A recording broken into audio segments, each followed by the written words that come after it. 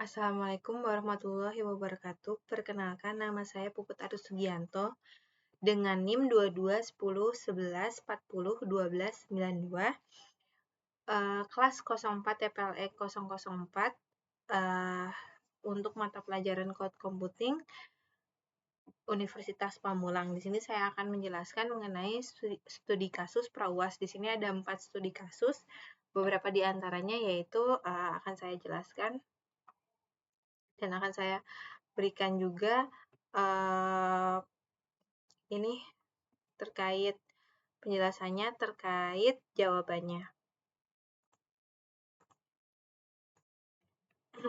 Di sini saya akan jelaskan pertanyaan dan jawabannya.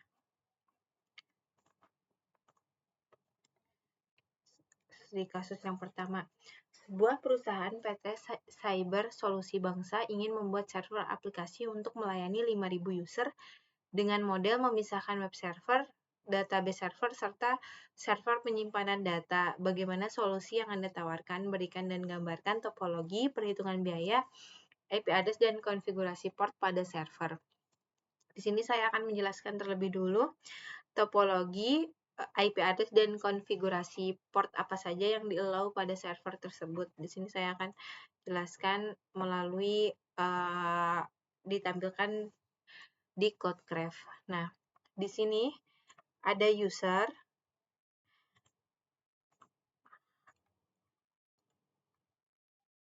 di sini ada user, kemudian root 53, kemudian load balancer, kemudian ada 3 VPS EC2, ada VPC endpoint, kemudian ada Redis, storage bucket, dan 2 RDS, yang satunya master dan yang satunya secondary. Akan saya jelaskan terlebih dahulu ya. Di sini user mengakses melalui root 53 ya. Root 53 ini adalah layanan DNS, Domain Name System, yang disediakan oleh Amazon Web Service. Salah satu fungsi utama root 53 ini yaitu untuk menerjemahkan nama domain, misalnya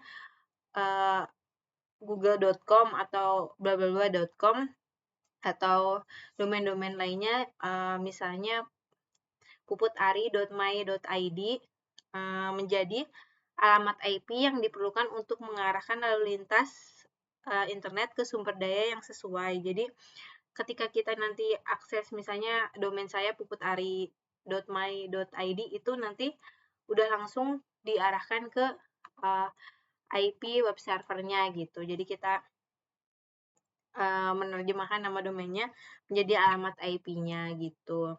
Misalnya seperti situs web atau aplikasi yang dihosting di AWS atau infrastruktur lainnya. Jadi nanti ketika kita akses domainnya langsung mengarahkan ke situs web atau aplikasi yang dihosting di AWS di VPS ini. Gitu. Nah, terus tapi sebelum langsung lanjut ke web servernya, kita melewati dulu load balancer. Di sini juga udah dijelaskan ya berapa biayanya, yang nanti saya rincikan lagi di PPT berapa total biayanya dalam sebulan dalam bentuk rupiah. Kalau di sini saat ini masih dalam bentuk dolar. Nah, kemudian ada load balancing. Load balancing ini berperan dalam mendistribusikan lalu lintas HTTP dari pengguna atau klien dari user itu ke 3 layanan web server yang berjalan di server atau instance yang berbeda. Ini 3 servernya ya, di 3 EC2 yang berbeda. Nah, ini tuh kenapa dibutuhkan load balancer ini?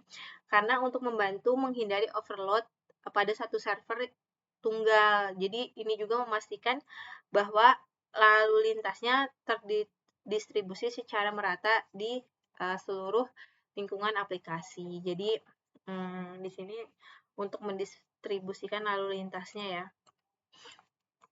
gitu, biar nggak terjadi overload. Nah, di sini juga saya sudah mengkategorikan bahwa load balancer ini dikategorikan sebagai PaaS atau Platform as a Service karena fitur dan fungsionalitas utamanya dikelola oleh penyedia layanan cloud dan kita tidak perlu mengelola atau mengonfigurasikan infrastruktur fisik atau virtual dari load balancer itu sendiri. AWS-nya sendiri mengelola infrastruktur yang dibutuhkan untuk load balancer termasuk skalabilitas, ketersediaan, dan keamanan. Nah, jadi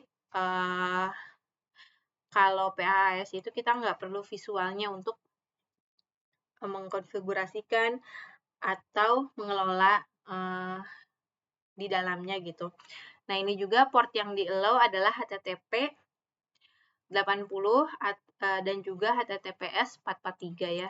Ini HTTP belum secure, HTTPS ini udah secure. Nah, IP-nya itu dinamis, dikelola oleh AWS, jadi AWS yang memberikan IP-nya. Nah, terus kita masuk ke ini ya, masuk ke EC2-nya. Nah, di sini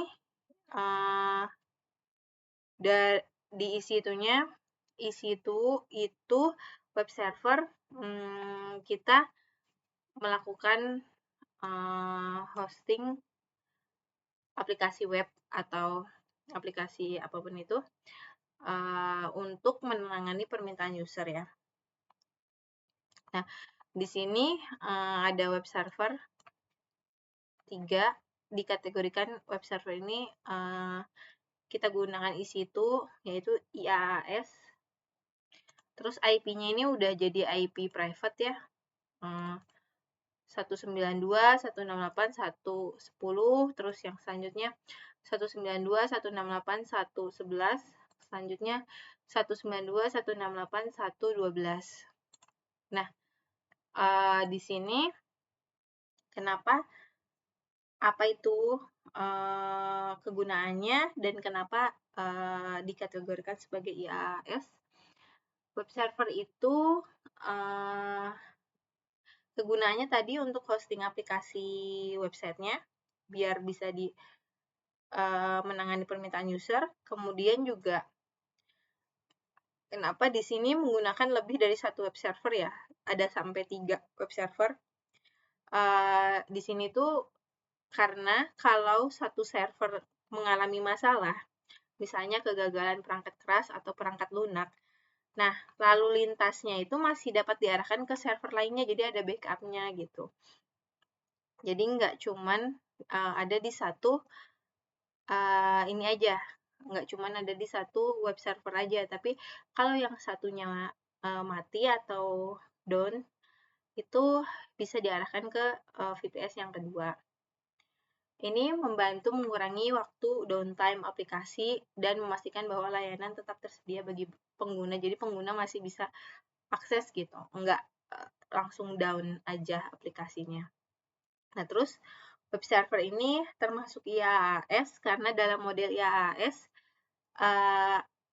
kita sebagai usernya AWS itu si perusahaan sebagai usernya AWS itu dapat menyewa sumber daya infrastruktur seperti server, jaringan penyimpanan data, dan mesin virtual. Jadi kenapa dikategorikan karena kita ini masih perlu mengelola infrastruktur fisiknya secara virtual gitu.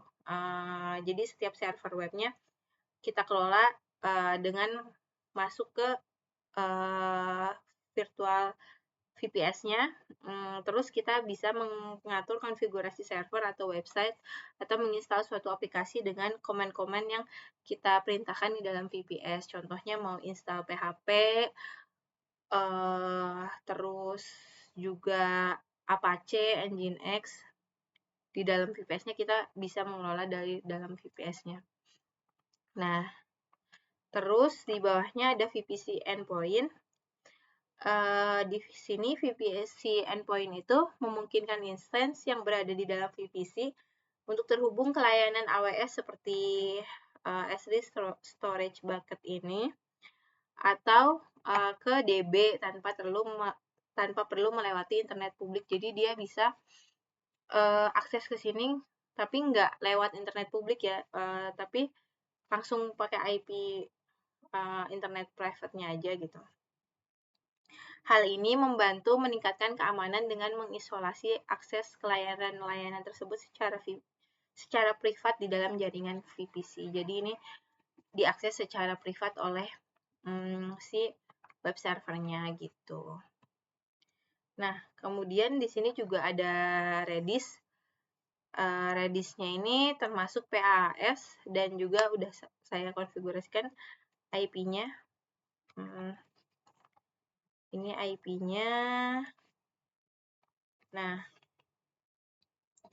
untuk Redis ini merupakan sebuah platform open source berbasis RAM in-memory yang digunakan untuk caching, messaging, dan manajemen data terstruktur.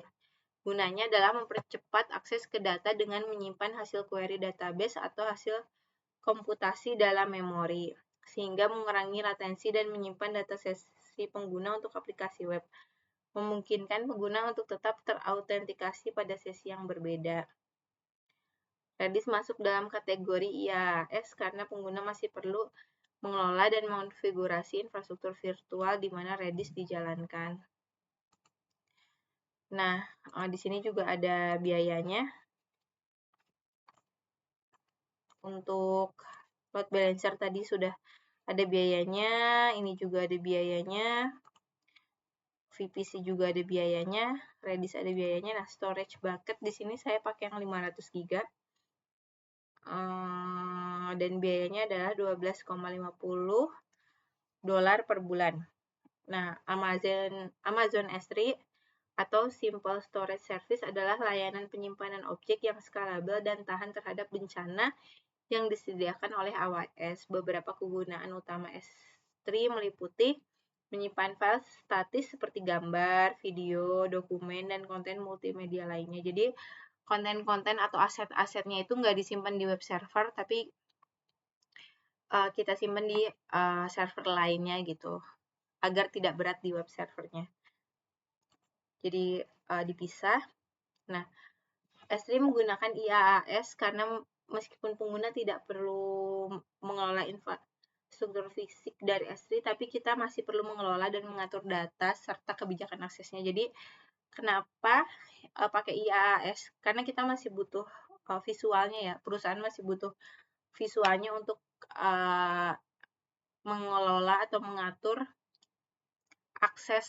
kebijakan aksesnya. Misalnya data ini bisa diakses oleh siapa aja, terus entah delete datanya secara manual atau bagaimana gitu. Nah, di sini juga ada RDS. RDS-nya di sini ada dua. Yang satu primary dan yang satu replika. Yang satunya master, yang satunya secondary. Nah, database server ini adalah layanan yang disediakan oleh AWS dan penyedia cloud lainnya untuk mengelola basis data relasional seperti MySQL, Postgre, Oracle, SQL Server, dan lain-lain. Kegunaannya yaitu AWS mengelola tugas-tugas administrasi database seperti backup, pemantauan, dan pemilihan otomatis.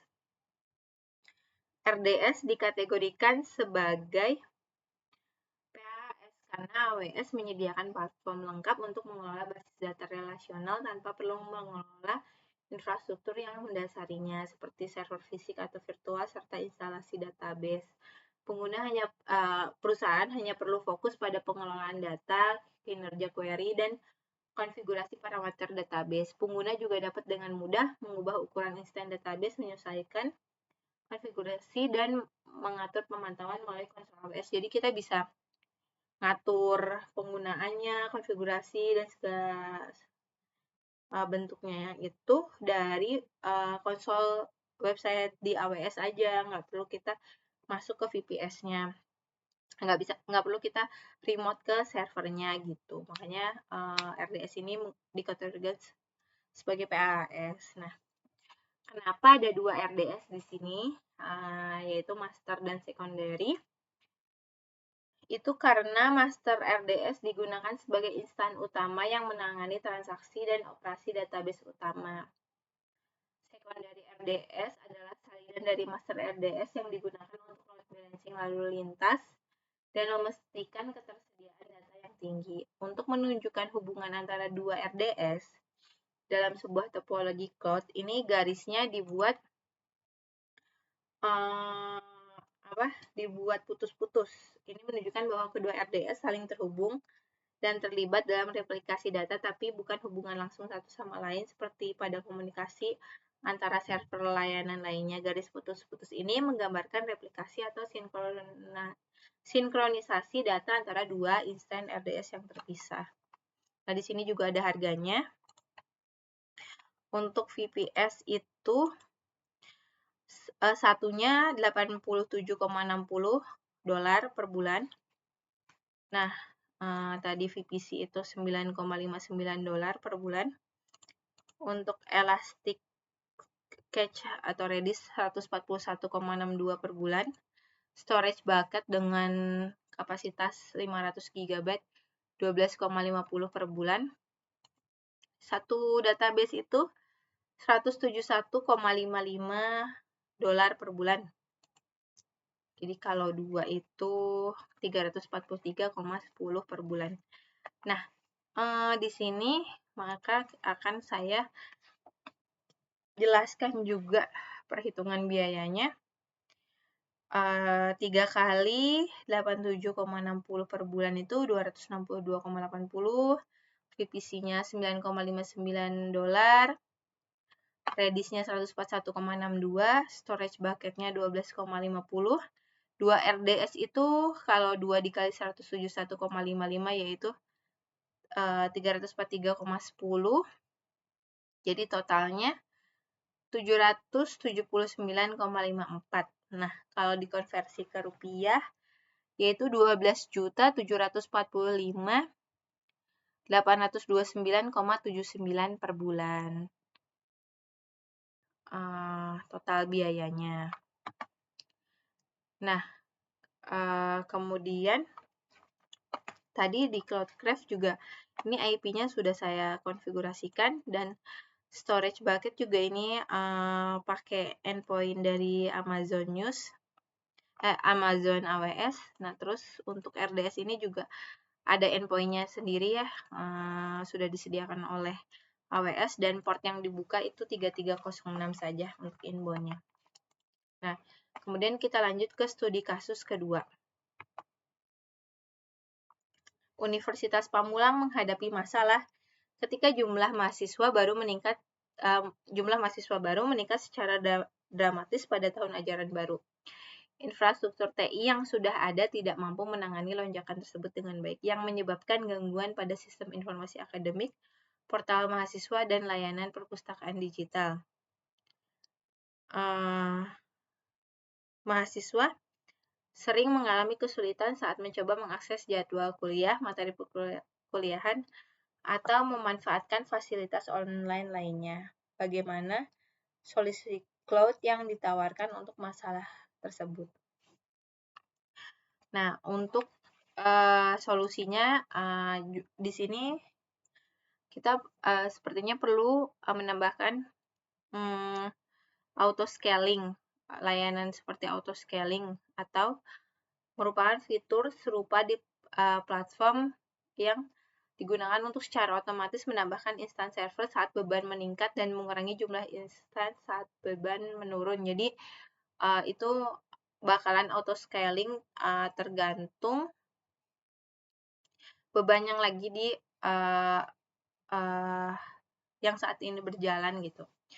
Nah, terus juga sama seperti topologi sebelumnya, kita perlu menggunakan load balancing, menggunakan layanan load balancing seperti AWS Elastic Load Balancing untuk mendistribusikan lalu lintas dengan merata di antara beberapa instansi server sehingga mengoptimalkan kinerja aplikasi dan meningkatkan ketersediaan. Jadi distribusinya itu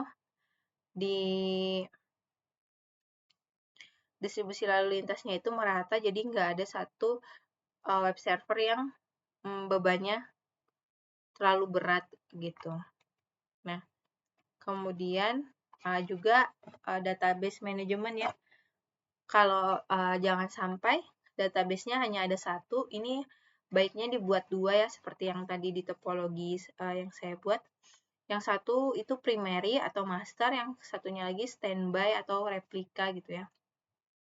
Nah, contohnya maksudnya replika itu fitur ini untuk meningkatkan ketersediaan data dan memastikan pemulihan bencana yang cepat jika terjadi kegagalan. Jadi kalau satunya gagal, ini ada backup-nya. Nah, yang selanjutnya penyimpanan dan distribusi konten. Jadi kontennya juga nggak disimpan di VPS yang satu, yang sama dengan web servernya ya. Jadi dibuat server lainnya untuk menyimpan konten-konten terkait misalnya komentar mahasiswa, gambar seperti itu. Gambar yang diupload mahasiswa seperti itu. Nah, terus juga keamanannya juga jangan lupa tetap dijaga menggunakan layanan IAM di platform code untuk mengelola akses pengguna ke sumber daya code, memastikan bahwa hanya orang yang berwenang yang memiliki akses. Terus juga datanya jangan lupa dienkripsi sehingga melindungi data saat transit dan istirahat, memastikan keamanan data sensitif mahasiswa gitu. Kemudian juga ini lanjut ke studi kasus 3. Kemudian juga ada monitoring dan manajemen kinerja. Nah, di sini perlunya monitoring itu agar kita sebagai penyedia, sebagai pihak Unpam itu bisa memantau kinerja sistemnya, mengumpulkan metrik, dan memberi pengeringatan jika terjadi anomali atau kegiatan. Terus juga logging. Di sini kenapa ada logging? Itu untuk memantau aktivitas aplikasi dan infrastruktur, membantu dalam menganalisis masalah dan memperbaiki masalah dengan cepat. Jadi misalnya sekiranya si server atau website ini udah meningkat hampir kritikal, maka udah ketahuan dengan cepat dan bisa di solving problemnya dengan cepat, jadi tanpa sampai websitenya down duluan seperti itu. Nah, untuk studi kasus ketiga,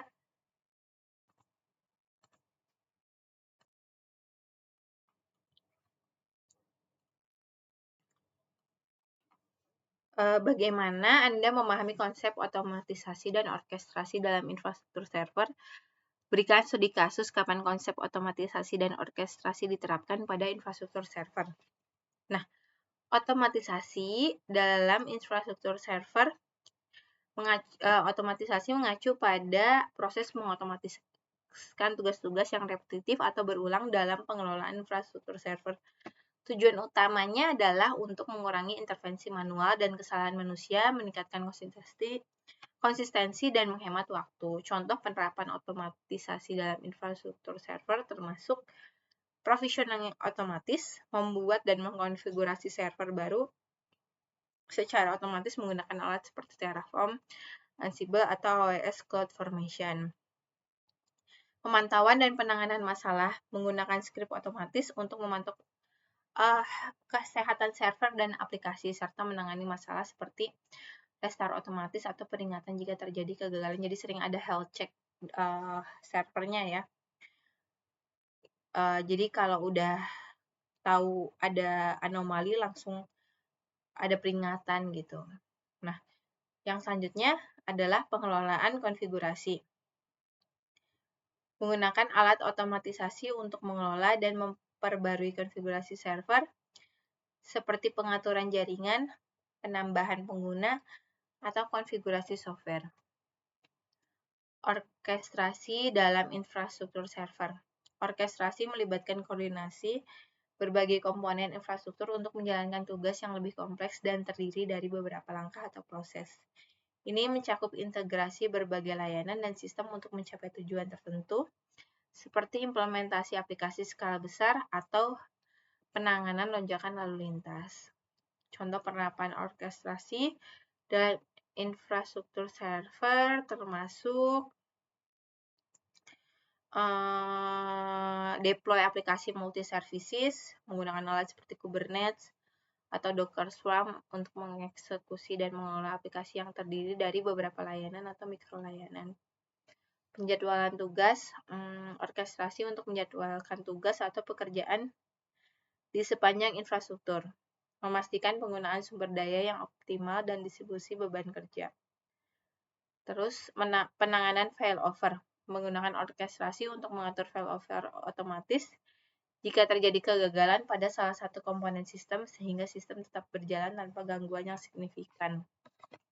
Nah, contoh studi kasus dan implementasi konsep otomatisasi dan orkestrasi dalam infrastruktur IT.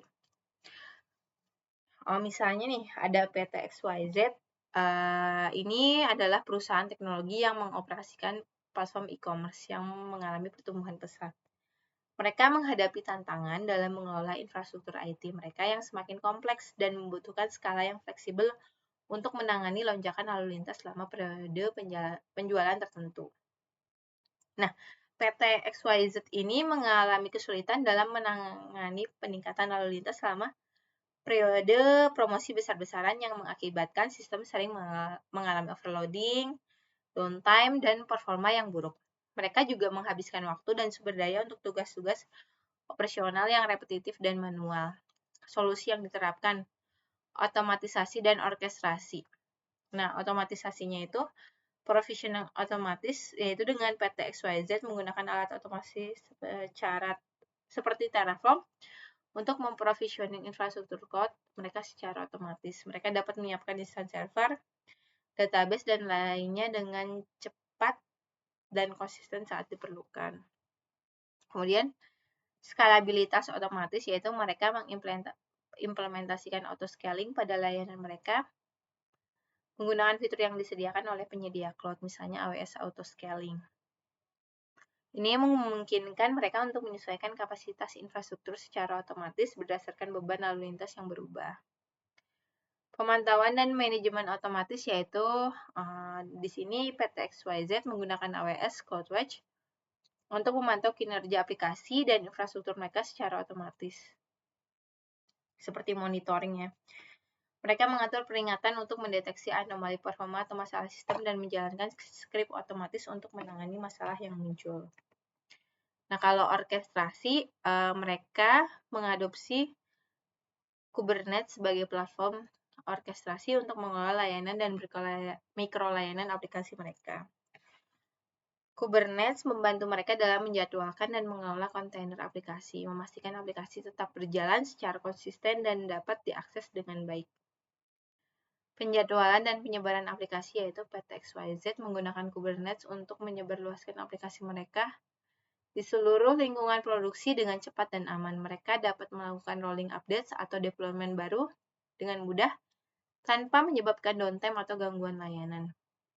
Nah, juga automate DevOps pipelines ya. Jadi mereka membangun pipa-pipa otomatis DevOps menggunakan alat seperti Jenkins atau GitLab CI/CD untuk mengotomatiskan proses build, tes, dan deploy aplikasi mereka. Ini membantu mempercepat siklus pengembangan dan memastikan kualitas kode yang lebih tinggi. Nah, manfaat yang didapat dari otomatisasi dan orkestrasi itu yaitu PT XYZ dapat menangani lonjakan lalu lintas dengan lebih baik, memastikan aplikasi tetap stabil dan tersedia selama periode puncak seperti saat promosi atau penjualan besar-besaran. Mereka mengurangi beban kerja manual dan kesalahan manusia dengan otomatisasi tugas-tugas operasional, memungkinkan tim IT untuk fokus pada inovasi dan pengembangan fitur baru. Jadi, kesalahan-kesalahan atau beban kerja itu udah ada solusinya secara otomatis ya.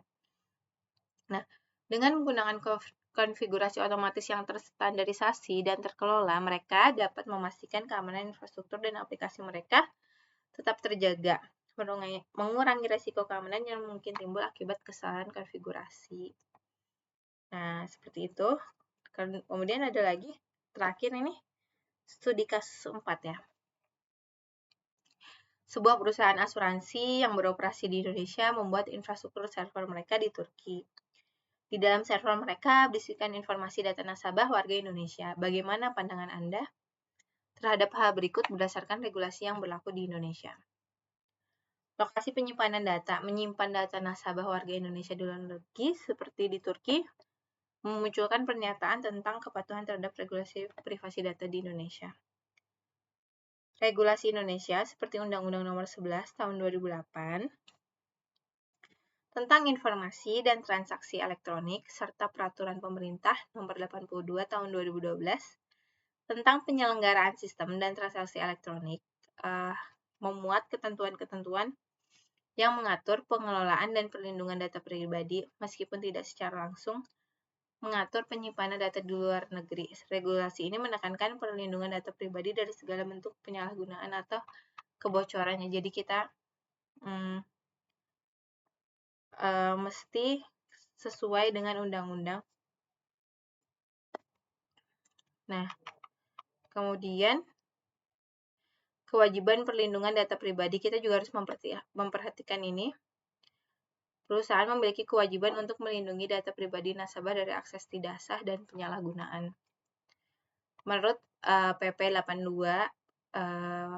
tahun 2012, entitas yang mengelola data pribadi wajib mengimplementasikan langkah-langkah keamanan teknis dan administratif yang memadai untuk melindungi data dari akses yang tidak sah. Hal ini mencakup pengamanan data yang disimpan di dalam maupun di luar negeri. Jadi data pribadi perlu dilindungi, seperti di-encrypt dan sebagainya. Kewajiban memberikan akses. Perusahaan harus siap memberikan akses kepada pemilik data atau nasabah terhadap informasi pribadi mereka sesuai dengan permintaan yang sah. Sesuai dengan prinsip hak akses pemilik data PP 82 tahun 2012, mengatur bahwa setiap orang berhak mendapatkan informasi tentang pengelolaan data pribadinya dan berhak untuk mengoreksi data yang tidak akurat atau tidak lengkap. Nah, kemudian ada koordinasi dengan otoritas pengawas. Perusahaan disarankan untuk berkoordinasi dengan otoritas pengawas data pribadi di Indonesia. Badan Pusat Statistik merupakan otoritas yang bertanggung jawab atas pengawasan perlindungan data pribadi di Indonesia. Perusahaan perlu memastikan bahwa penyimpanan data di luar negeri tidak melanggar ketentuan hukum yang berlaku di Indonesia dan melakukan koordinasi yang diperlukan. Nah, kesimpulannya itu menyimpan infrastruktur server yang berisi informasi data nasabah warga Indonesia di luar negeri seperti di Turki memerlukan perhatian ekstra terhadap kepatuhan terhadap regulasi privasi data yang berlaku di Indonesia. Perusahaan asuransi harus memastikan bahwa mereka tetap mematuhi standar keamanan dan perlindungan data yang ditetapkan oleh regulasi, serta siap untuk memberikan akses yang sesuai kepada pemilik data. Koordinasi dengan otoritas pengawas data pribadi di Indonesia juga merupakan langkah yang bijak untuk memastikan kepatuhan penuh terhadap hukum dan menjaga kepercayaan nasabah dalam pengelolaan data pribadi mereka. Itulah jawaban saya atas studi kasus yang ada dari 4 tersebut sudah saya jawab. Sekian, terima kasih atas perhatiannya. Wassalamualaikum warahmatullahi wabarakatuh.